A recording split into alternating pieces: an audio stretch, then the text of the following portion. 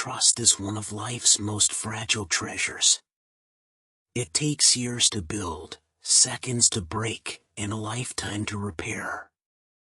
I never thought I'd find myself telling this story, a story of betrayal that left me shattered, questioning not only my faith in others but also my judgment in trusting someone so deeply. This is my journey through pain, loss, and eventual self-discovery, after being betrayed by someone I thought was my closest friend. Ehsan and I grew up in the same neighborhood, just a few streets apart.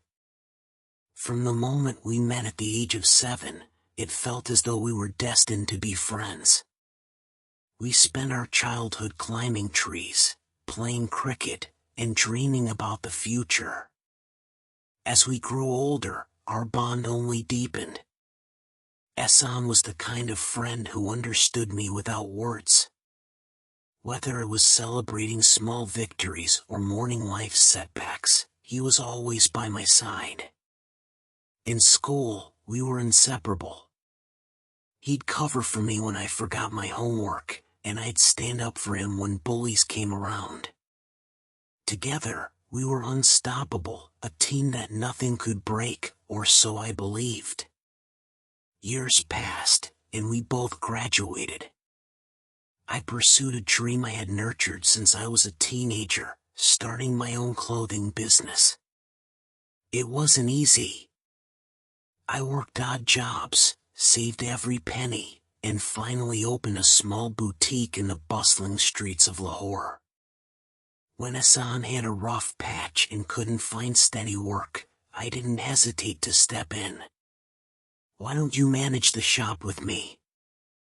I suggested one evening. "We've always been a team, and I could use the help." Ehsan's eyes lit up. "You'd do that for me?" he asked, his voice full of gratitude. "Of course," I replied with a smile. "What are friends for?" And just like that, he became my business partner in everything but name. I trusted him implicitly, giving him access to the shop's finances, inventory, and operations. At first, everything went smoothly. Ehsan proved himself reliable and hardworking, and together, we managed to attract more customers. The shop's sales were growing, and I felt proud of what we had accomplished. But after a year, subtle signs of trouble began to appear. Some days, the cash register didn't match the sales figures. When I asked Ehsan about it, he shrugged. "Maybe someone made a mistake while tallying the accounts," he said casually. Though his response seemed reasonable at the time, the problem kept recurring. Orders were delayed, customers complained about wrong deliveries, and suppliers called to inquire about overdue payments. The shop that had once been my pride was now slipping into chaos.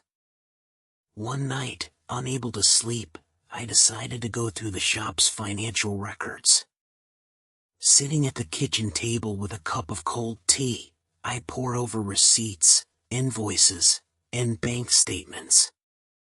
My heart sank as the truth began to emerge. Thousands of rupees were missing. At first, I tried to convince myself it was a mistake. Maybe I had overlooked something or forgotten an expense. But the more I looked, the clearer it became that this wasn't an error. The missing money had been siphoned off in small amounts over months, and all the evidence pointed to Ehsan. The next day, I confronted Ehsan at the shop. My hands trembled as I held the records in front of him. "Explain this," I demanded, my voice barely above a whisper. Ehsan glanced at the papers and laughed nervously. "You're overthinking this," he said. "It's probably just a mix-up. You know how messy these things can get." But his casual dismissal only fueled my anger. "Don't lie to me, Ehsan. I trusted you." His expression changed, and for a moment, guilt flashed across his face. Then he sighed. Fine.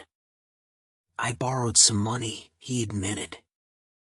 I was going to tell you, but I didn't know how. Borrowed? I repeated, incredulous. Without asking? Without telling me? Do you realize what you've done to this business, to me? He tried to justify his actions, saying he had been in a tough spot and needed the money to pay off debts. But his excuses only deepened the sense of betrayal. I asked him to leave the shop that day. Watching him walk away was one of the hardest things I've ever done. Part of me wanted to forgive him, to cling to the friendship we had built over decades. But another part knew that trust, once broken, is nearly impossible to repair. The weeks that followed were a blur of anger, sadness, and overwhelming guilt. I couldn't stop replaying our years of friendship in my mind, wondering where I had gone wrong. With Hassan gone, I had to rebuild my business from scratch. I spent long hours at the shop, repairing the damage his betrayal had caused. It wasn't easy, but slowly, things began to improve. I also started going to therapy, hoping to process the pain and confusion left by Hassan's actions. My therapist helped me understand that his betrayal wasn't a reflection of my worth or judgment, but rather a sign of his struggles and poor decisions. Months later, Hassan reached out to me. He apologized, admitting he had let greed and desperation cloud his judgment. He didn't ask for forgiveness, but he said he regretted hurting me. I didn't know how to respond at first. Forgiving him felt impossible, but holding on to the anger was exhausting. Over time, I found it in my heart to let go of the resentment, not for his sake, but for mine. Today, my business is thriving, and I've learned to be more cautious with my trust. Losing Hassan was painful, but it taught me valuable lessons about boundaries, accountability, and the importance of self-reliance. While our friendship may never be the same, I've made peace with the past. And in doing so, I've found strength I never knew I had.